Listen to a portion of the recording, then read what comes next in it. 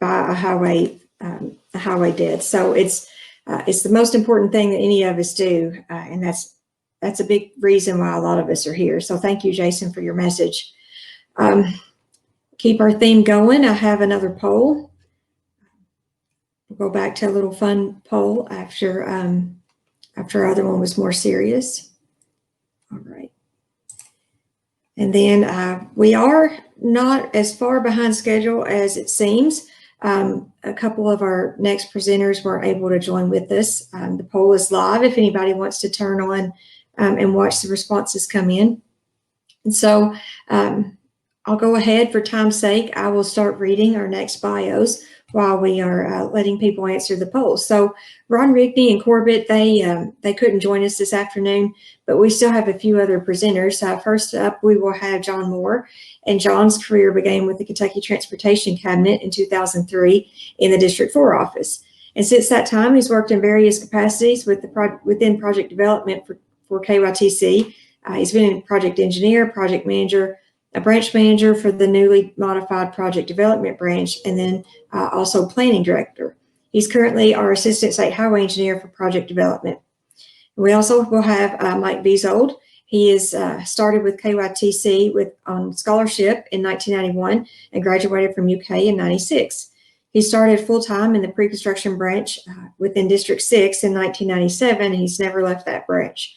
Mike worked as a project manager in District 6 for over 20 years, and he's been the branch manager for project development for a few years now. And then we'll have Ben Edelen, and Ben graduated from UK in 1983 and has been involved with Kentucky transportation projects for 37 years. His career began with KYTC before going to work with Witt and Associates in 1995.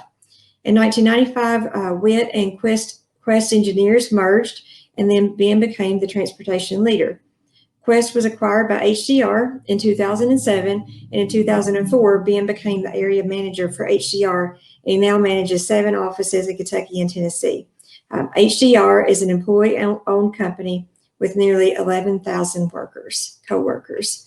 And so looks like, back to our poll, it looks like most people are not sharing their strangest things, so I'm sure that'll be an interesting thing you could chat about if we were to have a virtual session. I'll go ahead and close this out. I see John coming on here. John, and I'm going to tell it while I have an audience. Thank you. I do want to apologize of a couple of folks that we have joining us. One is unfortunately secluded in a place that does not have good internet. So, and thankfully, thankfully and unthankfully, I swore my children and family on penalty of death to get off the internet during this short period of time. Unfortunately, they went outside, and I had to then run outside and tell my son not to mow near the window during this period of time. So, thankfully, I think all that's done with, and we'll have a little bit of time. So, I did get some notes from Ron and Corbett that I'll share, and I will be a little bit clunky with this because some of those I got very lately, but I did want to share a little bit of an update on our successes that we've had since we've started in this pandemic, and then share some successes or things that we have to do. And just to jump on the Denetra's questions, I have a cat that just ran up here on my desk and is sitting beside me and will soon probably join me on my lap. So I apologize for any distractions associated with that. So Ron wanted to share a little bit on our federal aid highway funding.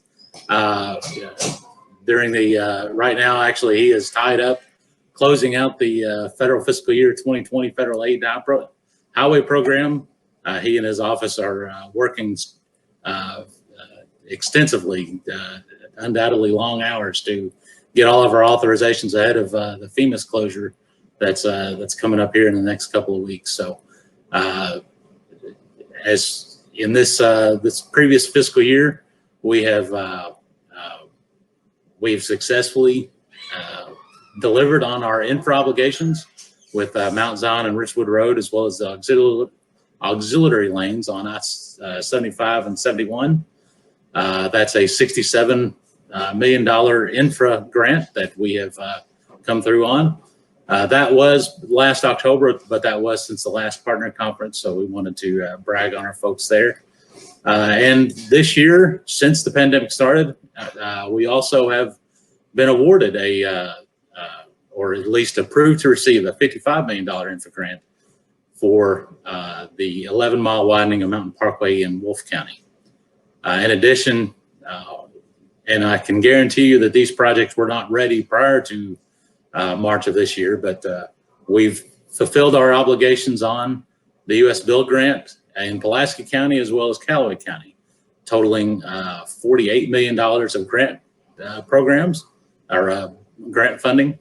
In addition, we've been awarded last fall, and we are diligently working toward the Marion County Build Grant on Heartland Parkway for a 2021 letting, as well as probably a little bit of a long shot. And we have, thankfully, our District 7 folks are diligently working on the Bourbon County US 460 build project.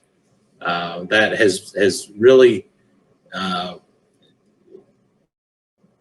of all of them, that's probably been the one that's most impacted, but they're doing very well on that. So, and we're still, we haven't heard anything on our 2020 build applications, and we remain hopeful that we'll get some of the fiscal year 2020 build grant funding. So, what I really wanted this session is just to recap teleworking, to see what the options were, or just see what we've done.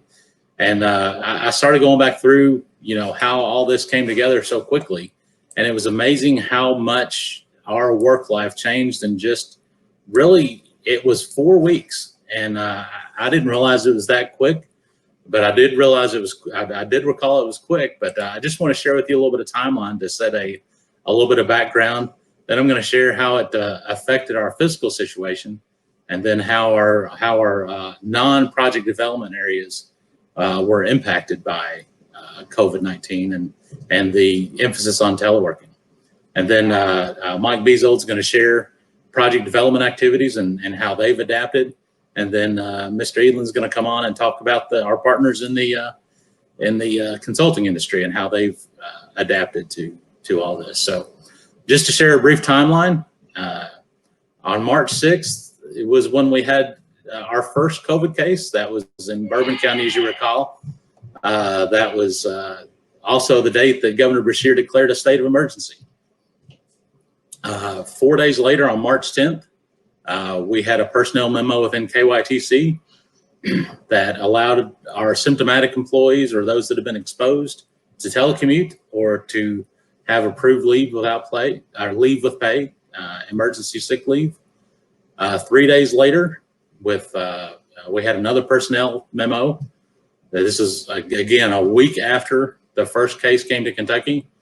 It was a directive to reduce on-site staffing by 50% over the week following that memo, with special consideration for high-risk groups. We ran the numbers that week. I was very much involved with that, and with all of the field staff that we had, this is our maintenance folks and construction inspections and equipment and traffic and all that, we could probably get down to about 60 or 70% of staffing by sending everybody, all of our office staff, home, because we are very field staff focused. So we struggled with that, and I'll get into a little bit more detail about how we reacted to that a little bit later. March 13th, shortly after that memo came out, that was also when we held our first virtual monthly letting review for those within the cabinet that attended that, which was we had just been advised to avoid in-person meetings, and this is usually a 40 to 50 person meeting that we had partially virtual with our districts. So it was a good opportunity to test out the equipment, and a little bit awkward, but we've become old hats at it since then. So the next big thing that really affected a lot of folks is the March 16th executive order that closed in-person schools, as well as restaurants and bars to in-person traffic. This was also if I'm not mistaken, the last time I was in the office. So this impacted a lot of our employees, because now not only are they telecommuting, but they're telecommuting with their munchkins underfoot and doing non-traditional instruction, a lot of which I've seen impacted a number of meetings and have impacted some of my meetings through the last few weeks. So that's when it became very serious, because now we're having to adapt. March 17th is when we closed state government buildings to in-person services, and I told you a lie. The 16th was not the last day I was in the office, because I remember March 17th, or March 18th, excuse me, my daughter's birthday, was when the news identified the first COVID case in Frankfurt. And I recall that day meandering around the building and hearing everybody, rumors all across the building that it was in design, it was in structures, it was in geotech, it was in traffic, it was in everywhere. And I shared with everybody that I could that I'm sure that same conversation is happening everywhere in Frankfurt, every office building in Frankfurt. And it wound up, it wasn't a state employee. So March 20th, we had our first weekly Department of Highways virtual meeting. So we started weekly coordination because things were changing so quickly. This is, again, 14 days after the state of emergency, 2 weeks. And those that are part of big companies or that have been part of state government in the past, state government doesn't move this quickly. But in 14 days, we had moved to essentially less than 50%. And actually, by this time, it was encouraging everyone that could to telecommute. And at that time, we had 300 folks telecommuting. On March 23rd, we had telecommuting began in earnest. And by March 25th, we had over 1,000 employees telecommuting. And Secretary Gray mentioned it earlier that a lot of credit goes to our OIT staff. Travis Wagers, tremendously helpful in getting our folks set up virtually to be able to do that. We thankfully, COT allowed our employees to take office equipment home over the latter parts of March, which really, especially for our design staff, who you can't just take off the shelf stuff and do CAD work. That made it very beneficial to us to get to continue to be productive. As I mentioned before, this affected not only project development, but our other areas as well. Transportation was out of the gate, declared a critical operation, so we couldn't stop working. A lot of our, well, I won't say a lot, some of our district operations were not tremendously impacted. Construction is generally a single person exercise out amongst the contractors, except for concrete testing. When you're down doing slump tests and air tests, you're usually a 2 or 3 person in close proximity. Traffic work and maintenance, when you're out in crews, that's a different problem. And we really realized early on, we were very focused in the early stages to get things transitioned to telecommuting. And then we realized we were trying to find solutions. We were looking at staggered openings, staggered arrivals, but we didn't find that catch-all for all the situations. And the problem was, a lot of our employees, they gather at the start and the end of the day. That's where they begin and end. So out of 125 of our maintenance crews, only 34 of them with their natural size could comply with the limit of gatherings of 10 people or less. And so thankfully personnel worked with us to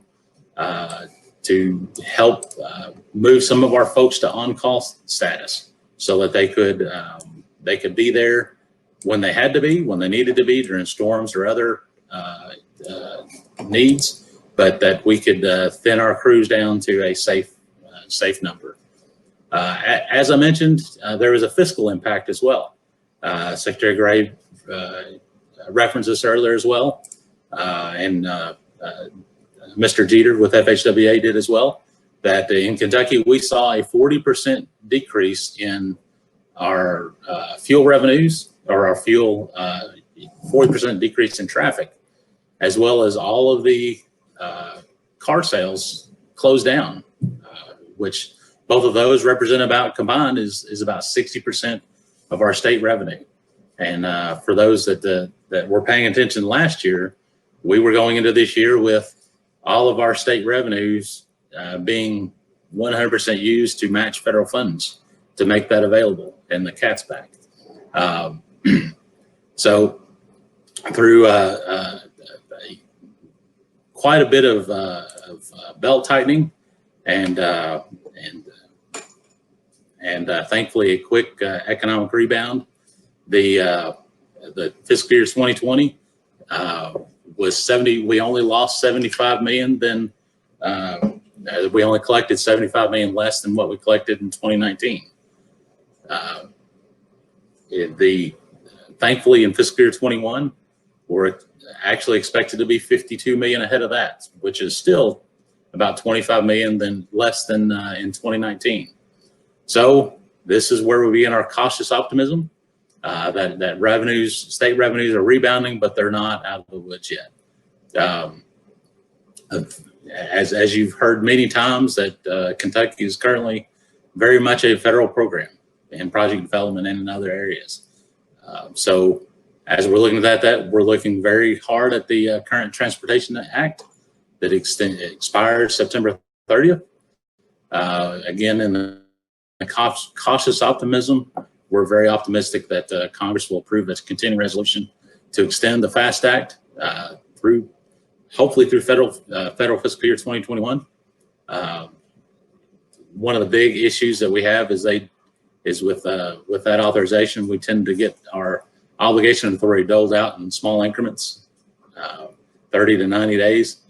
It makes it very difficult for us to plan our obligations and plan our reimbursements. So if you have the opportunity, this is a message from Ron, but I will wholeheartedly reiterate it. If you have the opportunity, please let your congressman know of the importance of getting a continuing resolution to the Transportation Act and making sure that we have access to the full obligation authority so we can move forward with our obligations. So one of those things where I did not figure out how to do this ahead of time because I was ill prepared is how to turn on a poll, but there's a couple of polls here. If I can, I don't know if anybody's out there that can help me out, but as we transition to Mike, we've got a poll for what your opinion is on teleworking. So if that can turn on, and Mike, you can come on beside me, and I'll turn it over to you all. And after everybody's done, we can take questions. So.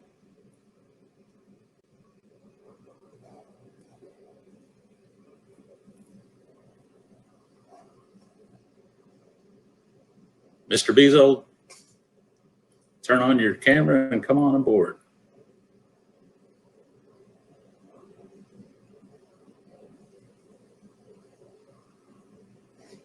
Start polling underneath it because I can't see them.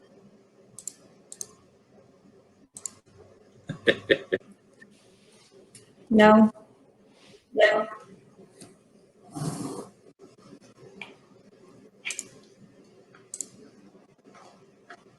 Okay, I had a joke. I didn't want to start you off with a joke, and I didn't prep you because I wanted somebody to laugh at one of my jokes. So while we're waiting on Mike, I'll go ahead and tell my joke. So what do you say if you're in a video conference and you say something completely irrelevant? Say, oh, sorry, I was on mute. Like moot point. See, I knew y'all would laugh at one of my jokes. I wonder if Mike's having trouble getting on. Yes, I am. You're here. He fixes this because I don't have his. I hear you, Mike, but it's on your screen. Can you maybe turn your Oh, it's just me now. Maybe back out, Mike, and then try to come back on.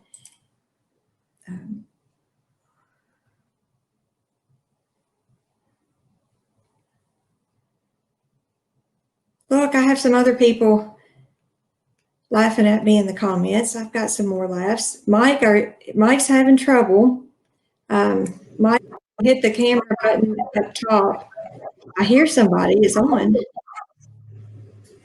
Ben, if you're queued up, go ahead and we'll catch Mike at the end.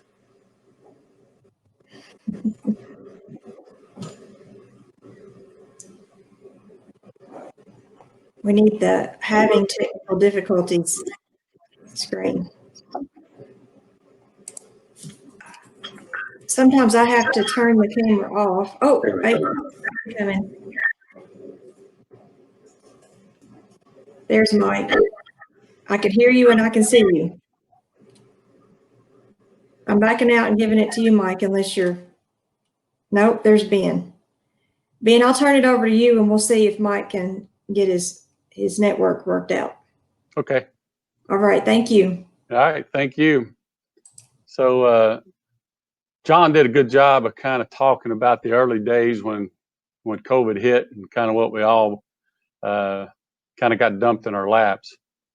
So I think when starting to look at it, the biggest takeaway we have from it all is communication is everything. So how we communicate, of course, we've got the tools. Everybody has the tools. Everybody picked up, WebEx or picked up, the various platforms that we're using. But one lesson learned that we think is very important, especially on the consulting side across the board, is just being able to communicate with our people. And that's not just by email or IMs, but it's also picking up the phone and hearing people's voice. So I think that's a takeaway, is that human interaction. You can't go too long without that. So when we first kind of got, like, going back to March when John was giving out those dates, and all of a sudden it was like everybody get home for a while and figure out what's going on. When we first sent everybody home, we never closed our office. We always had a core group at the office because we had field work going on. And as the governor put out there, it's kind of like somebody told me way early in my career, is when somebody says, yeah, only go to work if you're essential. I always felt like I needed to get to work. So I was always went to the office, but we had people we needed to support. But as we did have everybody rolling out of the office, it became very apparent that we had to work out a lot of bugs. We were prepared on one hand that most all of our employees had laptops. So just in case something happened to one of our offices, people could work from home. But when people actually went home, and we had a mass amount of people working from home, and they had family people working from home, and then looking at our systems, it took a while to work out the bugs. It took several days, and there would be somebody would call up, and it's like, there's something wrong with the server there at the office, or there's something wrong with connecting to the office. A lot of times it turned out folks at home just didn't have the bandwidth they needed to connect back strongly. Just like where John was talking about earlier, asking his family to kind of like tone it down, get off the videos and stuff when he was on. Preserving bandwidth was a big deal for families working from home. And then sometimes people were just paying for lower bandwidths on their internet. So people had to kind of go and kind of queue that up to kind of help. So it was working out some of the bugs and understanding that. That was some of the lessons learned that we had. So going back to the communication, I think working with the cabinet and other clients, it's just very important to us to be able to communicate adequately. And I think our biggest fear early on was, if all the cabinet folks are working from home, how do we get in contact with them? But what we found out is cabinet folks, or a lot of them, are thinking the same thing. So it didn't take long to connect, find ways that we could communicate. But we do encourage our folks to try to pick up the phone and get that verbal communication going. Because like I say, that human interaction, we think, is a big deal for doing business and for staying connected and true partnering that we like to do out there with the cabinet. We want to be support, and so all across the consulting community, whatever we got to do to help make that communication better and to keep our projects moving along.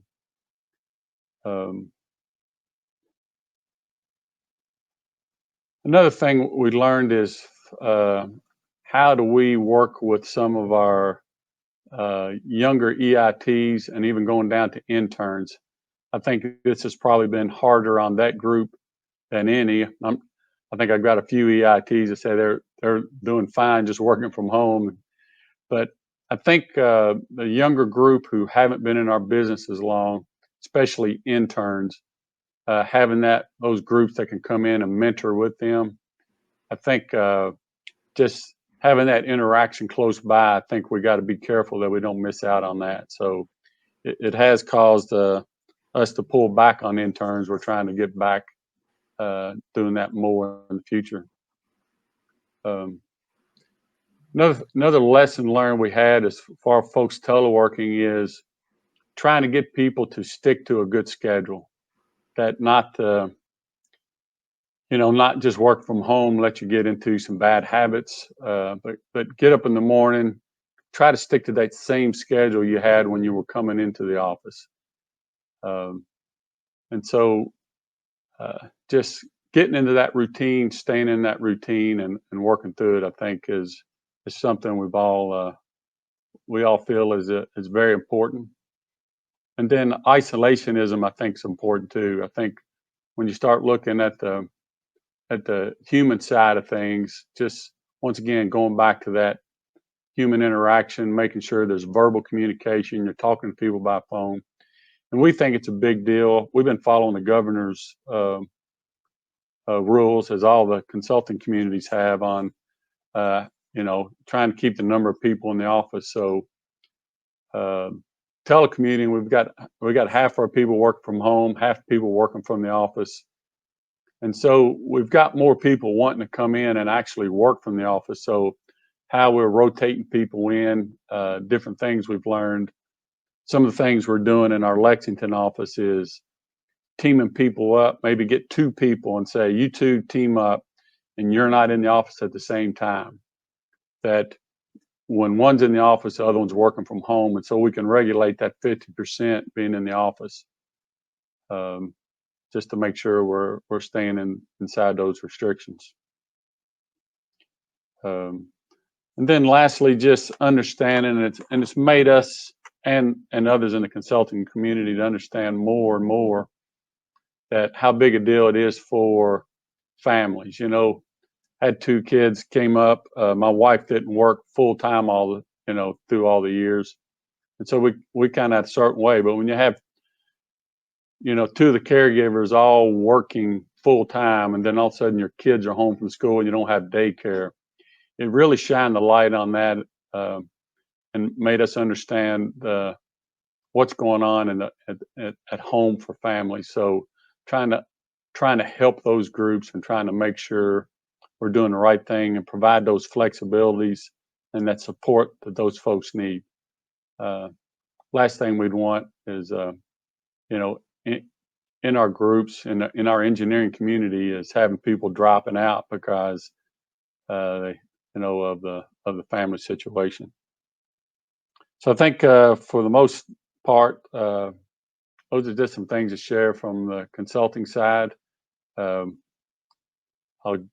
go ahead and give Mr.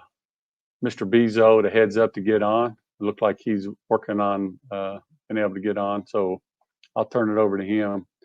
But we do want to continue to do a good job of communicating with the cabinet. So if on the cabinet side, if you see we could be doing a better job as an industry, if there are things we should be doing, are we communicating enough with our cohorts in the cabinet, just communicate back to us and let us know. Mike, I see you on here. Is your camera or Can I hear you too? Yes, well, can you hear me? I can hear you, but Okay. let me post one of these poll questions that John had ready, if you don't mind. And we'll put this up for people because we do plan on saving these poll responses, and maybe something for leadership to have under their hat when they're trying to decide what we're going to do post-COVID. So, Mike, I'm going to turn my camera off and let you start talking. But here, and just when the results slow down, I'll go ahead and close that poll for you. But you go on about your talk, and we'll close this poll down. Okay. All right. Thank you. The biggest thing was first things early on was realizing that people were not going to be in the full teamwork that they've been having for years. So we had to figure out a way to still get teamwork, get cooperation, get the projects out the door. So the first things I did was starting sending emails every morning to all of my team members, all my people I supervise, with just telling what happened that next day, what's expected the rest of the week, what's going on, and then an inspirational song at the end, so everybody could be a little connected by hearing at least the same song every morning. Now, I didn't expect us to be doing this for 6 months, so after a couple of months of that, ran out of songs. So I changed it to a weekly quiz on the songs, and just everybody build community and building communications with the entire team. So everybody still feels involved. Once again, didn't feel like that was going to last for another couple months, so ran out of quizzes. So the last couple months, I've just been doing a breakfast song for everyone, a breakfast with the Beatles, and some kind of trivia question or logic puzzle. So that way everybody can still feel involved and have some common thing that they're working on, other than this Zoom meetings. Now, the Zoom meetings and the Zoom team meetings have been very useful. Just kicking one click and you're talking to everyone, or need some information instead of walking down the hall, you can just one click and dial someone. So there's been a lot of good communication that has still been going on through Microsoft Teams and talking with our partners. It's also made it very good to review plans, not just from internally, but externally. I've had a lot of property owners that want to get on there and look at the plans for a project. You can call up the plans quickly, easily, zoom in and show their houses, go to Google Earth with them and show them exactly what's going on in their areas. So it has opened our eyes to a lot of communication, not just internally, but externally, as to how we can communicate with our partners, not just in here, but externally. Right now, we're also working on a virtual public meeting through online, and that seems to be going well as well, because we can communicate directly with the people, send the information out, and answer their questions right with them walking through a project, instead of having to just correspond through the phone and try to explain a blueprint over the phone. One of the things that's also been very interesting is I've noticed that been to a lot of people's houses virtually in the past 6 months. And it's amazing how many people have beige houses that they live in. So if you can look through my background, there's not a beige room in my house. And it was to the point that my wife and I would comment, oh, I was in a meeting with someone that actually had a green room today. Or, wow, somebody in my Zoom meeting had a blue room today. So it's amazing the things you can pick out for when you're trying to just communicate and entering other people's worlds. Because we've all been in the same world, working in the same offices for each other for 20 years. But it's different when you're actually having to go to someone's house virtually and see where they live and the other parts of their activities. One thing I want to show everyone, you can see this is our library. Luckily, our house is set up good that I can have a room, my wife can have a room, and my daughter can have other rooms. But if you look, I share this room with my daughter at night. She's already came in a couple times wanting to know when I'm done with my meeting so she can get in here and play. So it's different when you're working at home and sharing all of your activities with the family. You never know. My daughter's actually sat in on a couple meetings on the AA highway because it's just planning level stuff. And she's like, sure, you can come in and sit on a meeting. So you never know who you're talking to when you have the meetings going on, or what might inspire the kids as well. So it's been an interesting time going through here, still trying to keep the team together, build teamwork. The most challenging thing that's going to be coming up soon is, luckily, I did have 2 new employees start in January. At least they had a couple months in right away to get a little bit accustomed to what we do. But I'm going to have a new environmental scientist 1 starting in a couple months. And that's going to be interesting, trying to train them on our job as a entry-level EIT or environmental scientist 1 without being all in the office all the time. So that's going to be our next challenge coming up. So that's all I got, Denitra. I'm going to turn it back over to you here.